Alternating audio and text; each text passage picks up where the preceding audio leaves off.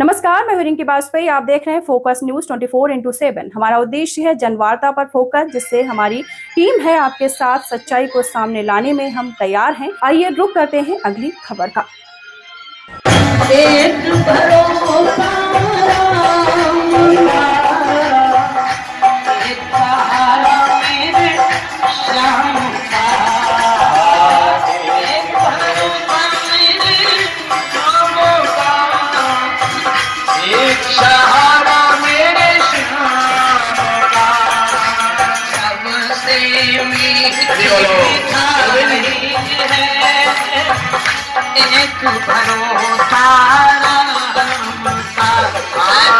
सबसे मीठी मिठाई है, एक भरोसा राम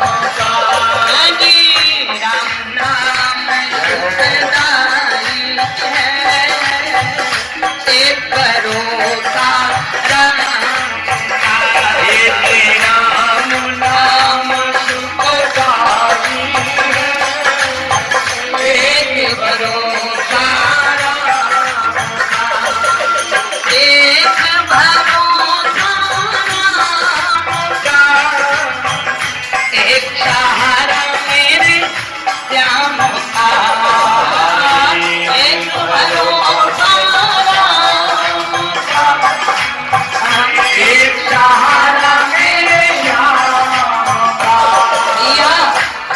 रोगों की दवाई है,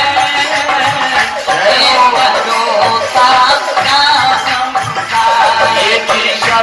रोगों की दवाई है, एक भरोसा राम नाम सुखदाई है, एक भरोसा राम नाम सुखदाई है, एक भरोसा एक भरोसा राम का, एक सहारा मेरे श्याम का, एक भरोसा मेरे राम का, एक सहारा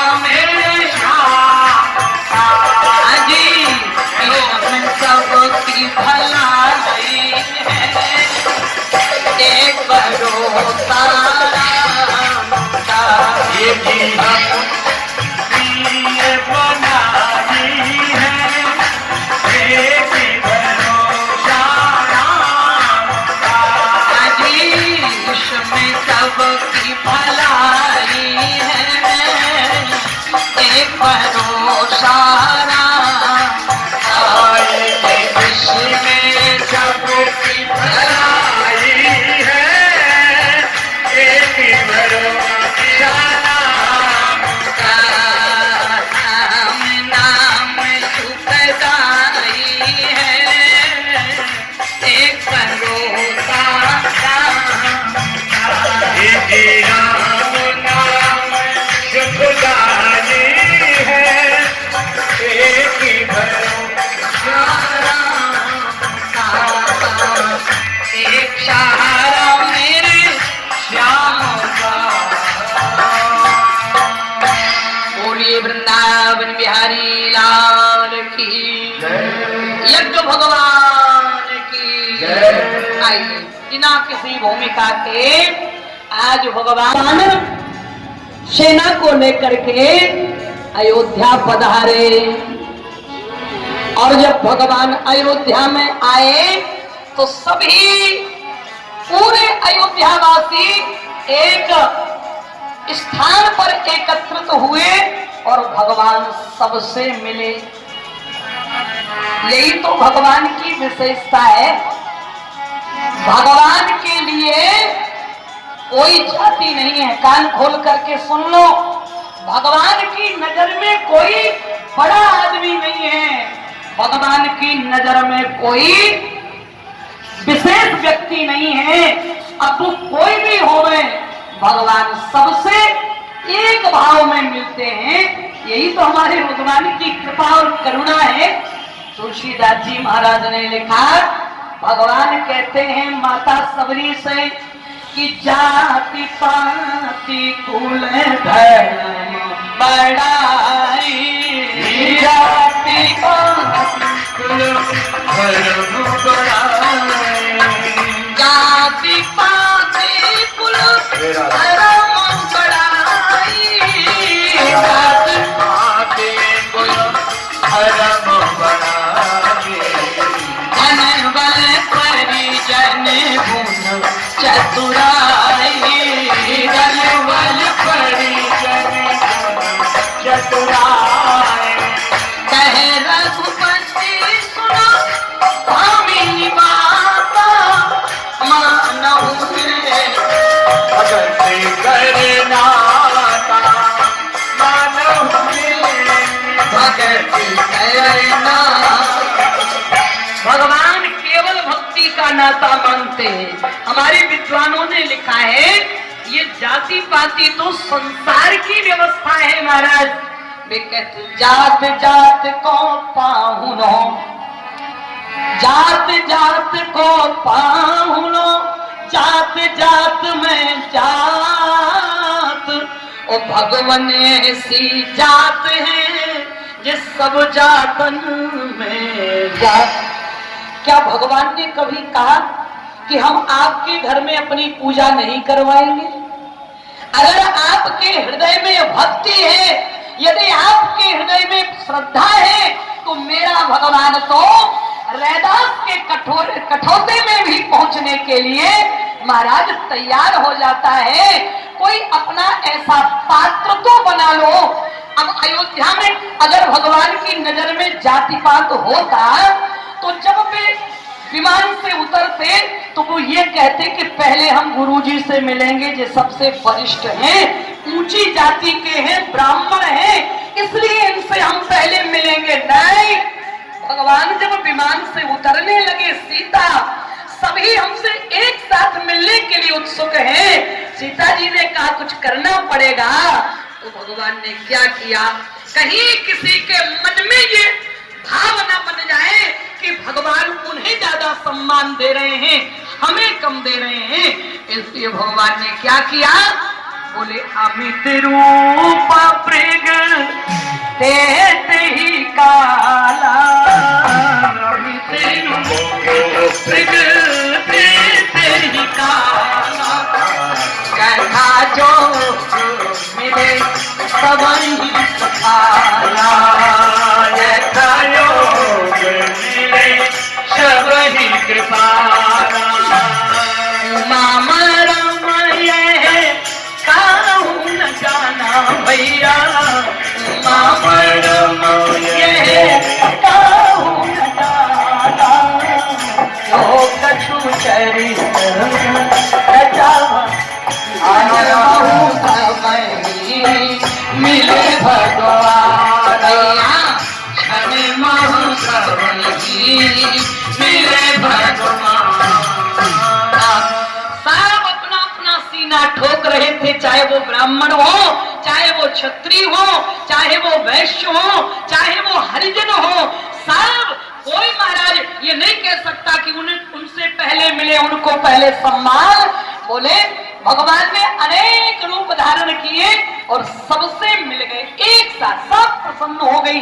अयोध्या की जनता, जहां किसी भी प्रकार का कोई भेदभाव ना हो, राम राज्य वहां होता है महाराज। लेकिन व्यवस्था है, क्षमा करिएगा, बुरा मत मानना, रामचरितमानस की व्यवस्था, राम राज्य की व्यवस्था है कि भगवान के राज्य में अगर भगवान सबको सम्मान कर रहे हैं तो इसका मतलब ये नहीं है कि कोई ब्राह्मण का स्थान लेकर के महाराज ब्रह्मचारी जी को नीचे बिठा दे कि भगवान की नजर में तो सब एक ही है, इसलिए तुम नीचे उतरो, हम बैठ रहे उस पर।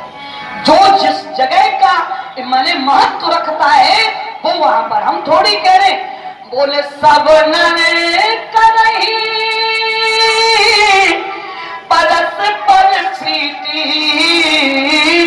और लास्ट की जो अवधानी है बोले चला ही स्वधर्म निरत श्रुति। स्वधर्म, क्षत्रिय का धर्म क्या है, वैश्य का धर्म क्या है, शूद्र का धर्म क्या है, ब्राह्मण का धर्म क्या है, इसका पालन हम और आप सबको करना पड़ेगा महाराज।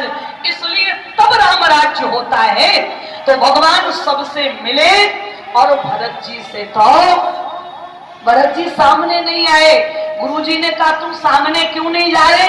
भरत जी ने कहा अगर मैं सामने चला गया तो गुरुदेव आपको मालूम है मैं इतना बड़ा पापी हूँ कि आज से 14 वर्ष पहले भैया राम को युवराज बनाने का संकल्प पिताजी ने लिया और इस पापी भरत का नाम आया तो भैया युवराज नहीं बन पाए, 14 वर्ष के जंगल जाने की सजा मिल गई।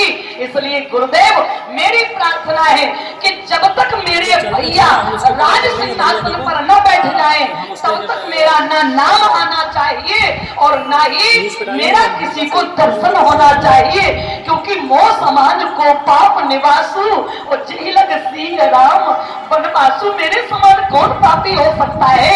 लेकिन श्री राम जी ने नजर फैलाई, चारों तरफ देखा, सब दिखाई दे रहे हैं, मेरा भैया दिखाई नहीं दे रहा है। और भैया संसार में सब कुछ मिल सकता है लेकिन भाई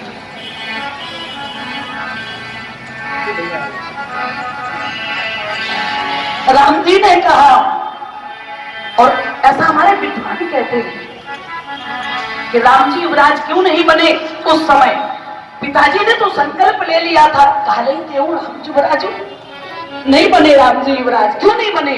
राम जी ने कहा इस समय मेरे 2 भाई अयोध्या में मौजूद नहीं है। राम इस सिंहासन पर तब बैठेगा जब मेरे तीनों भाई मेरे सामने होंगे और मेरे सिंहासन के इर्द गिर्द होंगे, तब ये राम राजा बनेगा। चले गए और आज जब देखा भैया भरत दिखाई नहीं दे रहे, गुरुदेव तब तक ये राम अयोध्या के अंदर प्रवेश नहीं करेगा जब तक मेरा भैया भरत मुझे, हनुमान तुमको मैंने भेजा था कि तुम जाओ जाकर के मेरे भाई को, अगर मेरा भाई सुरक्षित है तो ही राम लौटकर अयोध्या जाएगा, और यदि मेरा भाई सुरक्षित नहीं है तो मैं अयोध्या में जाने वाला। तो हनुमान ने कहा था कि भैया भरत तो सुरक्षित, कहाँ है मेरा भाई? वशिष्ठ जी ने इशारा किया, भरत अगर तुम नहीं आए सामने तो भैया सिंहासन पर नहीं बैठेगा, इसलिए आ जाओ। तो वृक्ष की ओट से दूर से अपने भैया को देख रहे थे भरत, और वहां से दौड़ लगाई और यहाँ से श्री राम ने दौड़ लगाई। बोले प्रेम इधर से चला उधर से प्राण सिधारे, और दोनों ही मिल गए थे मंदिर के द्वारे। बोले एक दूसरे को जब दोनों ने अपनाया तो पता नहीं कब किसमें कौन समाया। बोले प्रेम तत्व के सिंधु में प्राण बिंदु जब खो गया तो पंच तत्व को त्याग कर अलग निरंजन हो गया। आज कभी कभी हम लोग जरा सी संपत्ति के लिए भाई भाई में दूरी बना लेते हैं, लेकिन हमारे यहाँ बंटवारा भाइयों में संपत्ति का नहीं विपत्ति का होना चाहिए। तब हम सगे भाई हैं, नहीं तो हम हिस्सेदार हैं, हम बंटवारीदार हैं, क्योंकि अयोध्या के भाइयों ने संपत्ति नहीं बांटी महाराज, अयोध्या जैसे राज्य में ठोकर मार दी। भरत जी कहते हैं कि संपत्ति सब रघुपति की आई, और राम जी कहते हैं भरत प्राण प्रिय पावनी राज।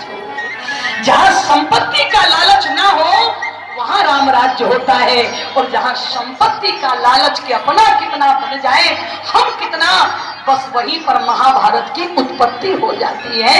तो हमारे यहाँ विपत्ति बांटने वालों का इतिहास लिखा गया, संपत्ति बांटने वालों को किसी ने आदर्श नहीं बनाया। बोले बाटी अभी पति सब ही मिल भाई, बाटी अभी पति सब ही मिल भाई, बड़ी कठिनाई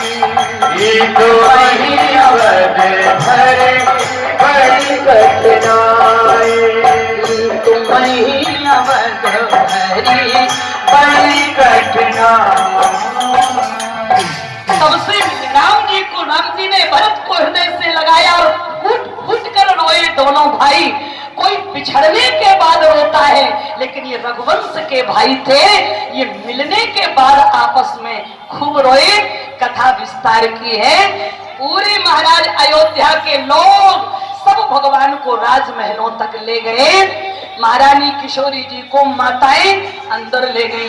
भगवान बोले हम प्रवेश तब करेंगे महलों में, पहले मुझे मैया केकई से मिलना है।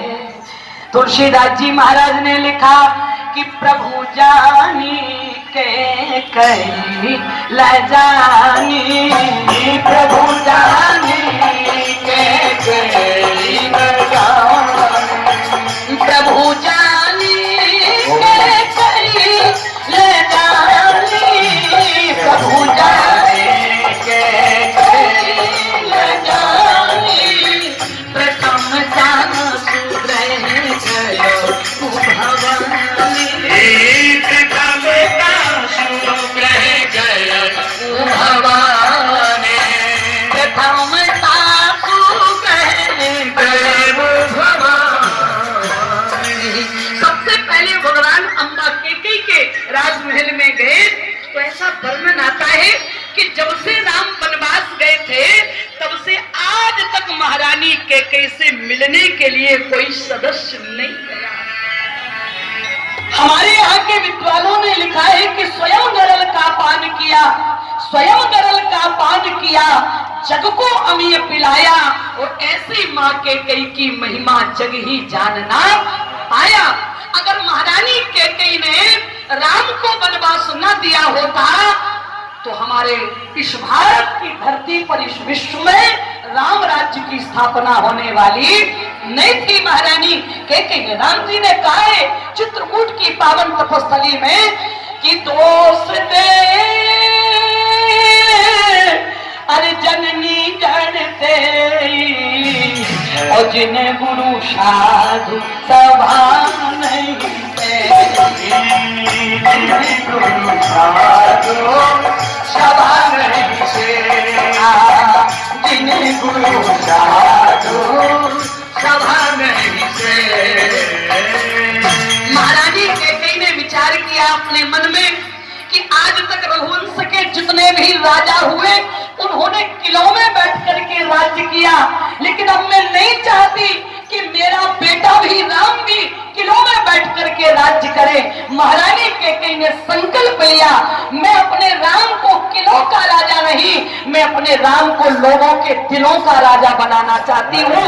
हमारा राम किलों में राज्य ना करे, अयोध्या में केवल राज्य ना करे, लोगों के दिलों में बैठ करके राज्य करेगा तो युग बदल जाएंगे, लेकिन राम राजा की गद्दी कभी मिटने वाली नहीं है। आपको पता है महाराज, आज भी ओरछा सरकार जो वहां के राजा थे महाराज, उन्होंने राम जी को अपना राजपाट सौंप दिया।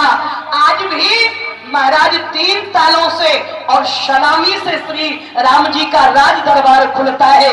दुनिया के भले ही महाराज और हमारे विद्वान तो बड़े घमंड से कहते हैं कि अयोध्या की रानी ने भले ही राम को वनवासी बनाया हो, लेकिन हमारे बुंदेलखंड की उस रानी ने हमारे राम को राजा बनाकर ओरछा का राज्य प्रदान कर दिया। महारानी सबको मालूम है, आपसे निवेदन में ये कर रही थी।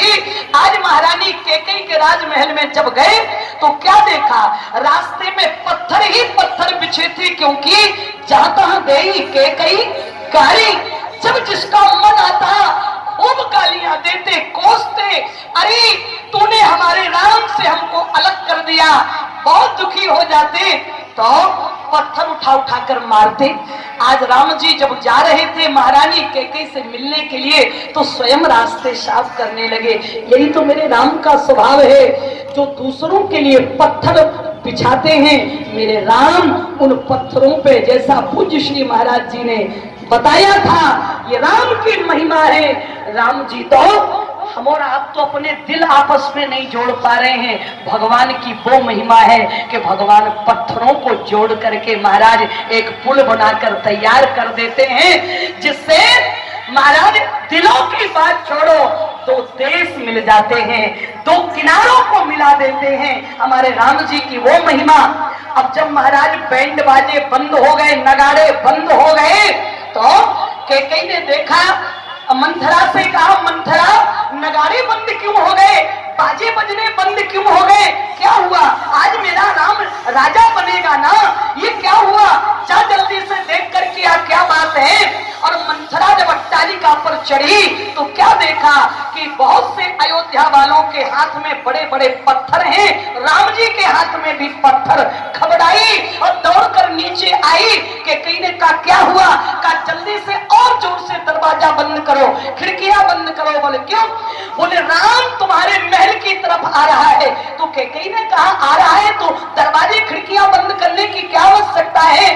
मंथरा ने कहा ऐसे नहीं आ रहे। बोले फिर, बोले अयोध्या वालों के साथ आ रहे हैं और हाथ में बड़े बड़े पत्थर लेकर के आ रहे हैं। तो महारानी कैकेयी ने कहा पत्थर लेकर के क्यों आए, पत्थरों की क्या जरूरत है। वही मंथरा जिसने बसी बसाई अयोध्या को उजाड़ने में कोई कसर नहीं लगाई, महाराज संगठित परिवार को तोड़ने में कसर नहीं लगाई, वही मंथरा आज व्यंग करके बोली क्यों नहीं लेकर के आएंगे राम पत्थर, जब तुमने उनकी जिंदगी में पत्थर बिछाए थे तो राम तुम्हारे लिए क्या फूल लेकर के आएंगे।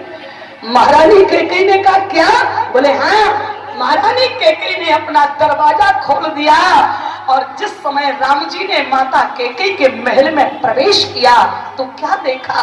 ऐसा विद्वान कहते, रामचरितमानस में कोई प्रमाण नहीं, पर महाराज विद्वानों के भाव है कि आज महारानी कैकेयी का पूरा महल खून के धब्बों से महाराज रंगा पड़ा था।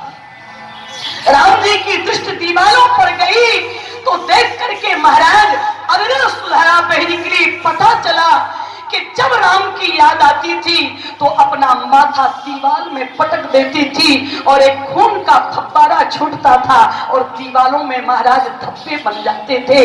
और ऐसा बताते हैं कि महारानी कैकेयी 14 वर्ष में के पहले जिस साड़ी में थी आज वही साड़ी पहन करके बैठी थी। ऐसा विद्वानों ने चित्र खींचा। बोले माता कैकेयी को देख राम जी चौंक पड़े, ये किस चित्रकार की विचित्र चित्रकारी है। बोले चिपटी हुई चीथड़े में अति दीन मलिन अंग, भोग चुकी विधि की विडंबना बिचारी है।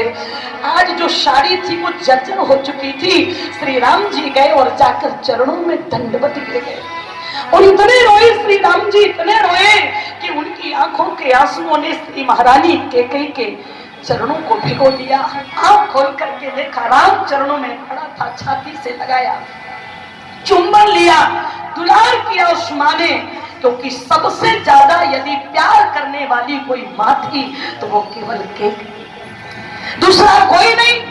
राम जी ने हाथ जोड़ करके कहा माँ मेरे कारण आज तुझे इतना अपार दुख सहन करना पड़ा, अपार तुझे महाराज संकट का सामना, संसार की आपको गालियां खानी पड़ी और तुम्हें कलंकित होना पड़ा।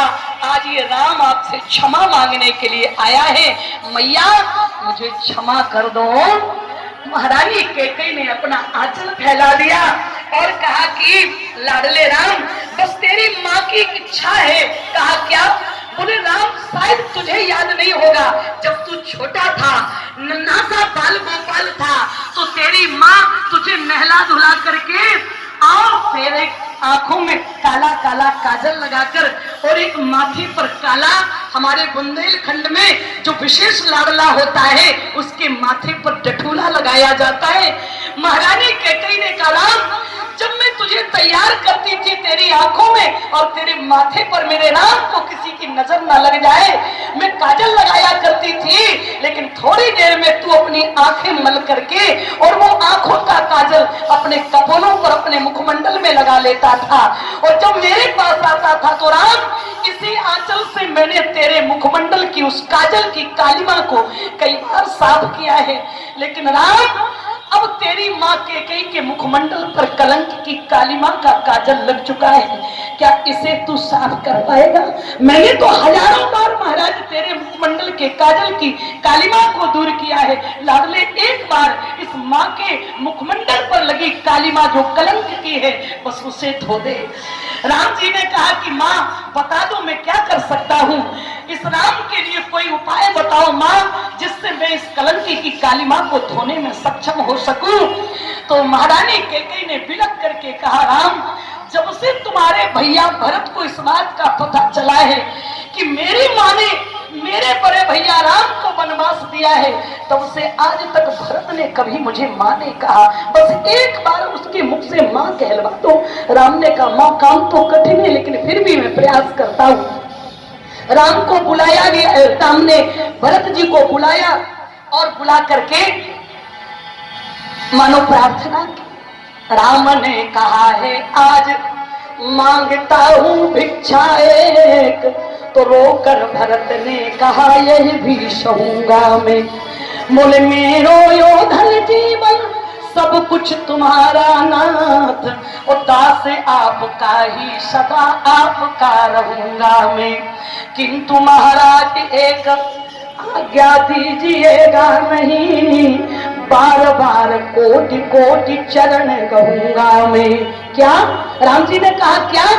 बोले जिसने हमारे देव, भरत जी ने हाथ जोड़ करके कहा भैया मुझे क्षमा करना। बोले जिसने हमारे देव आपको वनवास दिया, नाथ उस अभागिनी से मात ना कहूंगा मैं, नाथ उस अभागिनी से मात ना कहूंगा मैं। क्यों महाराज भरत की बार बार सराहना होती है? कोई नहीं है भरत के जैसा, सारा संसार जिनका भजन करता है वो राम भरत के नाम की माला लेकर। तुलसीदास जी महाराज ने तो लिखा है क्यों? बोले आगम सने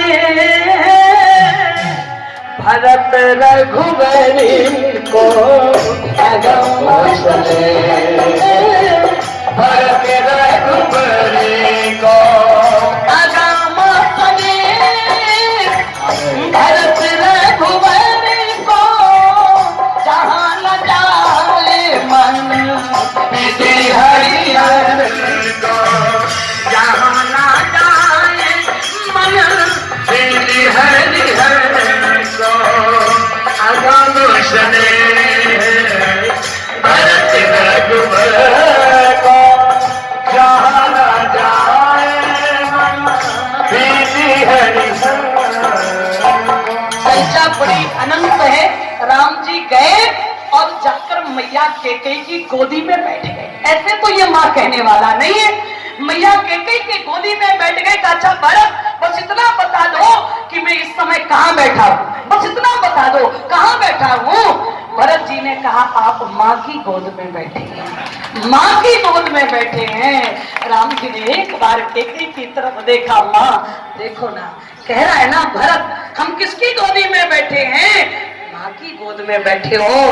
आज संतुष्ट किया श्री राम जी ने और यहाँ अपने तीनों भाइयों को अपनी गोदी में बिठाया।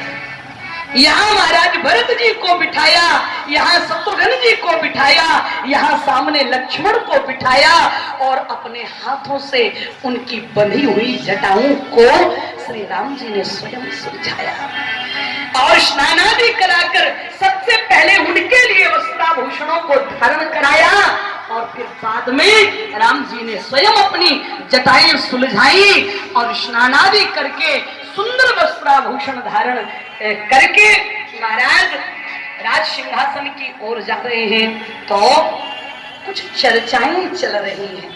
ऐसा वर्णन आता है, भी सुन रहे थे आप। चर्चाएं सब समाज में सब प्रकार से महाराज होती है। आप कितना भी बढ़िया कर लो लेकिन कहीं ना कहीं कानाफूसी होने लग जाती है। लोग चर्चा कर रहे थे कि राम जी 14 वर्ष के लिए वनवास गए तो और किसी से व्यवहार नहीं बनाया, बंदरों से व्यवहार बना के लौटे। बंदरों से व्यवहार बनाया है और बंदर अपने मन में विचार कर रहे थे कि वहां तो सब केवल हम लोगों के इर्द गिर्द घूमा करते थे राम जी, लेकिन जब से अपने नगर में आए हैं तब से हमारी तरफ एक बार आंख उठाकर देख भी नहीं। घर में आके सबको भुला दिया। भगवान जैसे ही निकले बंदरों को बुलाया, इधर आओ। सब आ गए, क्या बात है, इनको प्रणाम करो। बंदरों ने कहा ये कौन है जो प्रणाम करें, राम जी का जरा आदर्श देखना।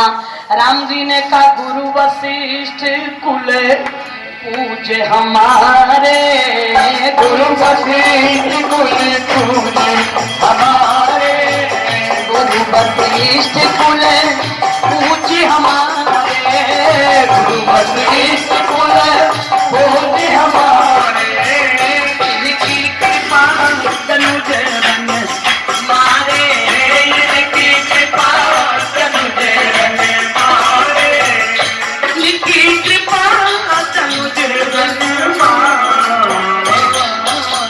राम जी ने कहा इनकी कृपा तनुज रंग मारी, ये गुरु वशिष्ठ कुल पूज्य हमारे, इनकी कृपा से ही हमने निशाचरों को मारा है। बंदरों ने कहा बाबा बाबा क्या बात है, वाह वाह वाह बहुत बढ़िया बात। क्यों भाई, वहां तो कुछ और ही भाषा थी और अपने नगर में आके भाषा बदल गई। बोले वहां कह रहे थे कि तुम्हारे बल में रावण मारो, ओ तिलक विभीषण का पुनिशायो। वहां कह रहे थे तुम्हारे बल में रावण मारा और अपने नगर में आके अपने घर में आके कहने लगे कि इनकी कृपा तनुजगन मारे। अच्छा, भगवान तो सबकी भाषा समझते हैं और सबके दिल की बात समझते। चींटी के पग नूपुर बाजे वह भी साहब सुनता है। भगवान को पता है कि इनके दिलों में क्या चल रहा है।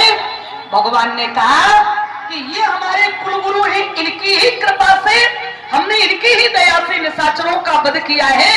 और फिर हाथ जोड़ करके बोले गुरुदेव ये जो तुम्हें दिखाई दे रहा है, पूरी अयोध्या के मन में विचार था कि बंदरों से मित्रता करी भगवान ने, तो भगवान ने कहा ये केवल मेरे ऐसे ही साथ नहीं आए हैं, ये ऐसे ही नहीं है महाराज हमारे पीछे पीछे लगे हुए हैं। बोले फिर कौन है, इनका परिचय क्या है। राम जी ने कहा ये सब सखा, ये मेरे मित्र,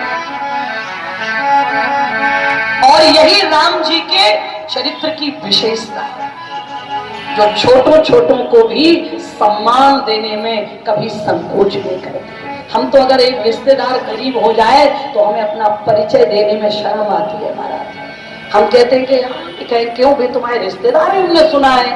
तो अगर हमारे पास पैसा हो गया, ऊंची बिल्डिंगें बन गई, ऊंचा थोड़ी सी व्यवस्था हो गई, तो हम कहते हैं हाँ है, ऐसे तुम तो जानते ही हो, पैसे वालों को देख के तो सब अपनी अपनी रिश्तेदारियां निकाल लेते हैं, ऐसी कोई खास हमारी रिश्तेदारी नहीं।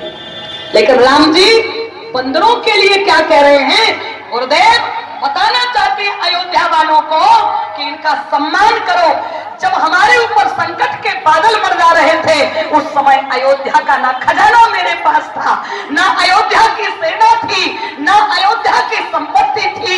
उस मुसीबत में और संकट के समय में हमें निवारने वाले, हमें निकालने वाले हमारे यही मित्र थे।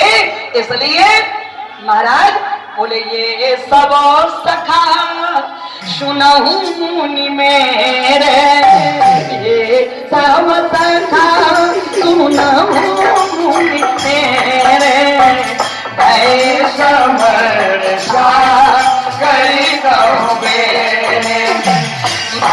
ऐसा वर्षा करी कहोगे।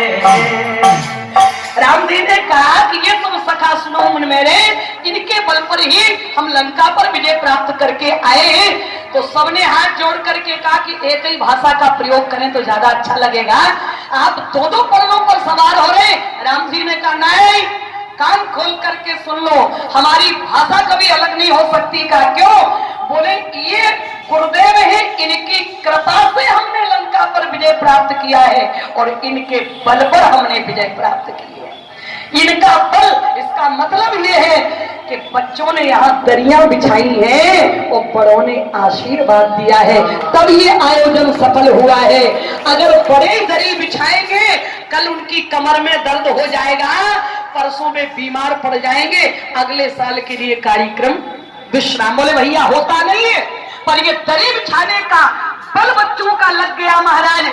चाहे प्रमोद माली हो, ये छोटे छोटे बच्चे बाल गोपाल हैं, ये व्यवस्था बनाएंगे और आशीर्वाद बड़ों का होगा, तो ये आयोजन 3600 वर्ष तक भी बंद होने वाला नहीं है। इसलिए बड़ों का आशीर्वाद लेते रहें और बच्चे मेहनत करते रहें, यही राम जी बताना चाहते हैं।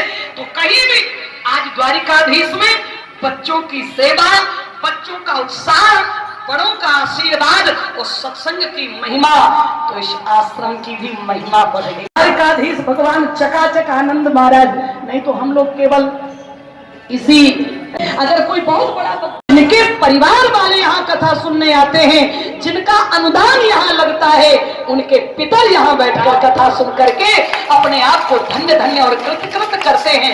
ये सच्चाई है कि ये किसी विशेष व्यक्ति का आयोजन नहीं है, ये तो व्यवस्थाओं के लिए अध्यक्ष बनाना पड़ता है, उपाध्यक्ष बनाना पड़ता है, मंत्री बनाना पड़ता है, लेकिन सच्चाई ये नहीं है कि ये आयोजक हैं, ये केवल धर्म के रक्षक हैं। आयोजक तो आप सब हैं, आप सबकी महिमा के कारण ये आयोजन हो रहा है। तो श्री राम जी ने ये बताया है कि हमेशा बड़ों का आशीर्वाद और वे जो कहें उस रास्ते पर चलो, और हमेशा अपने महाराज बल का सदुपयोग किसी मंदिर में करो, किसी धार्मिक आयोजन में करो, किसी दीनहीन की सेवा में करो, तो तुम्हारी शक्ति का सदुपयोग हो जाएगा और तुम्हारी सराहना और तुम्हारा उत्थान होने से कोई माई का लाल रोक नहीं सकता। आज राम जी ने अपने बड़ों का आशीर्वाद, अपने मित्रों की सहायता से लंका जैसे दुर्दांत महाराज राक्षस राज रावण पर विजय प्राप्त कर ली। इतना बड़ा राक्षस कौन पैदा होने वाला है यहाँ पर, ये छोटे मोटे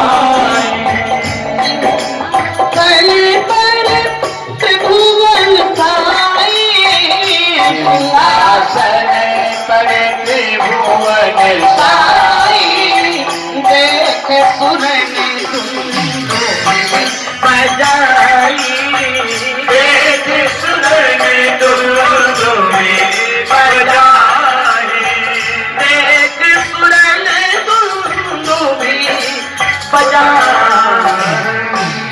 बोली राजा रामचंद्र भगवान की। भगवान सिंहासन पर बैठे, साथ में किशोरी जी हैं, छत्र लेकर भरत जी हैं, चमर लेकर के लक्ष्मण शत्रुघ्न जी हैं, चरणों में हनुमान जी लागे अनुहे में तो मेरे सीताराम जी की प्यारी रजदानी लागे, रजदानी लागे मुहे मीठो मीठो सरजू जी को धन्य कौशल्या धन्य के कई धन्य सुनीता मैया, धन्य कौशल्या धन्य के कई धन्य सुनीता मैया, धन्य भूप दशरथ के आंगन खेले चारों भैया, धन्य भूप दशरथ के आंगन खेले चारों भैया, मीठी चौकड़ी रसीली से भूमानी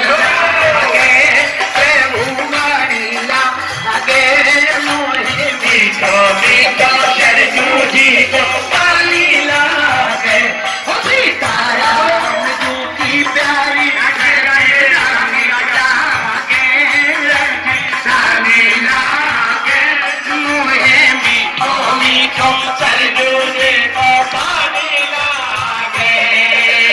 परम सुहावन जन्म भूमि श्री रघुवर राम लला की, परम सुहावन जन्म भूमि श्री रघुवर राम लला की, जानकी महल सुचि सुंदर शोभा लक्ष्मण चूक खिला की, जानकी महल सुचि सुंदर शोभा लक्ष्मण चूक खिला की, यहाँ के कहने में प्रीत है पुरानी लागे, ओ पुरानी लागे मोरे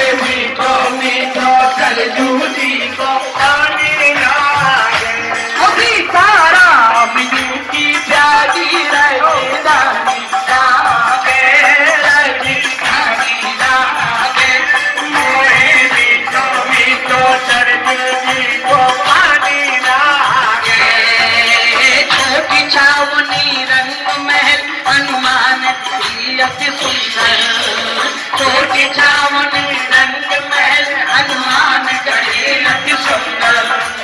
स्वयं जगत के मालिक बैठे कनक भवन के अंदर, स्वयं जगत के मालिक बैठे कनक भवन के अंदर। सीता राम जी की शोभा सूत्र खानी लागे, सूत्र खानी लागे। मोहे मीठो मीठो सरजू जी को खानी लागे। सीता राम जी की प्यारी लागे। मोहे मीठो मीठो सरजू जी को पानी लागे। जय सिया राम दंडवत भैया मधुरी वाणी बोले। जय सिया राम दंडवत भैया मधुरी वाणी बोले। करे की हो मगन मन गली गली में डोले। करे कीर्तन संत मगन मन गली गली में डोले। श्री राम नाम प्यारी ओ मस्तानी लागे, ओ मस्तानी लागे। मोहे मीठो मीठो सरजू जी को पानी लागे। सीता राम जी की प्यारी राजधानी लागे, राजधानी लागे। मोहे मीठो मीठो सरजू जी को पानी लागे। परमानंद प्राप्त करते सब पीकर श्री हरि रस को। परमानंद प्राप्त करते सब पीकर श्री हरि रस को। जन राजेश सदा रहे निर्भय बिगर परी क्या उनको। जिनके मात पिता रघुराज दिया महारानी लागे, महारानी लागे। मोहे मीठो मीठो सरजू जी को पानी लागे। सीता राम जी की प्यारी राजधानी लागे, राजधानी लागे। मोहे मीठो मीठो सरजू जी को पानी लागे। बोलिए श्यामल रामचंद्र भगवान की, गणपति महादेव की, श्री द्वारिकाधीश भगवान की, वीर बजरंगी हनुमान जी महाराज की, यज्ञ भगवान की, सभी भक्त श्रोताओं की ओम नमः पार्वती पते हर हर महादेव। अपने आदर से आके और आज कथा का विश्राम ये पात्र रखा है सबके पितरों का कार्यक्रम, जिसको जो करना है पितरों के लिए आकर के जल्दीबाजी नहीं आप दान कर सकते हैं। ये पात्र रखा आज करिएगा तभी पितर प्रसन्न होंगे। देखो कौनों के रूप में कथा सुन रहे, कहीं किसी रूप में कथा सुन रहे सबके पितर। मंगलम भगवान विष्णु मंगलम गरुड़ध्वजा मंगलम कोटि काक्षाय। हे राजा राम तुमरे हाथ के उतार। हे राजा राम तुमरे हाथ के उतारो। हे राधे श्याम हे राधे श्याम तुमरे हाथ के उतारो। हे द्वारकाधीश तुमरे आरती उतारो। हे द्वारकाधीश तुमरी आरती उतारो। अंजनी के प्यारे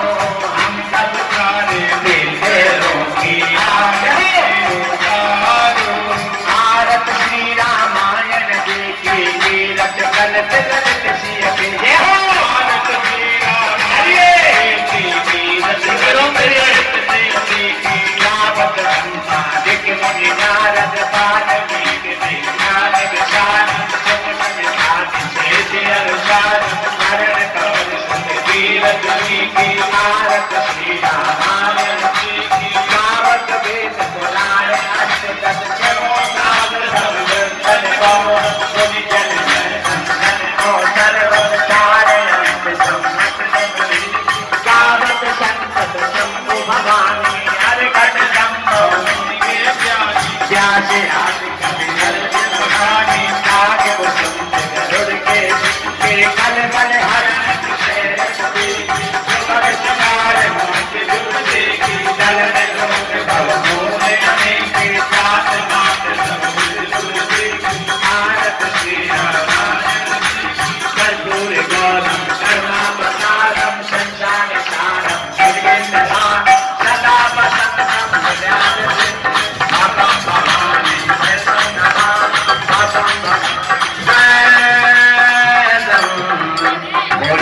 वत्सल भगवान की, द्वारकाधीश भगवान की, सभी देवी देवतन की, सबके पितरों की हर हर महादेव। आप सब अपने अपने पितरों के लिए जिसको जो करना है थाल रखा है, खूब आपके सहयोग से प्रतिवर्ष हो रहा है। आपके पितर सदैव आनंद में रहें, सब खुशहाल रहें, जय हो करिएगा। थाल रखा है, सबके पितरों का कार्यक्रम है।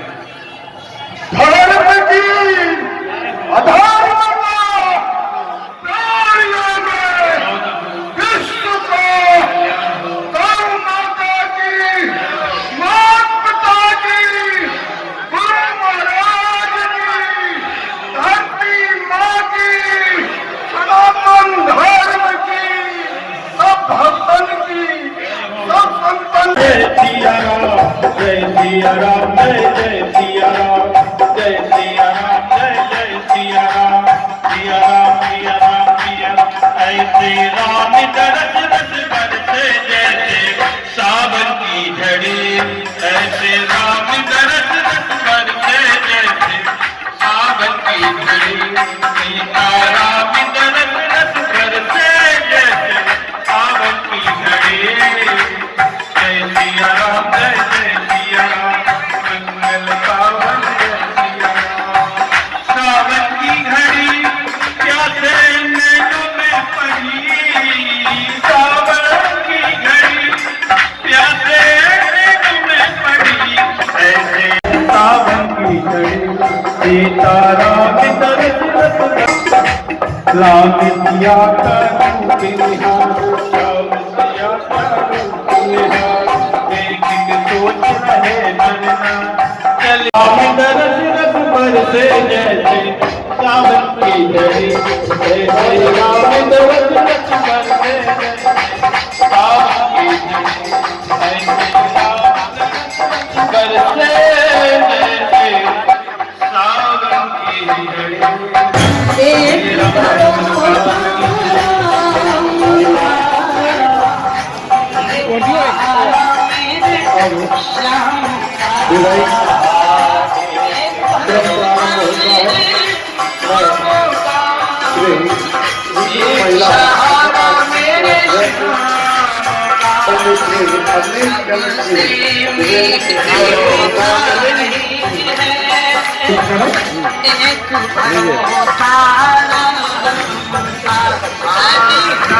से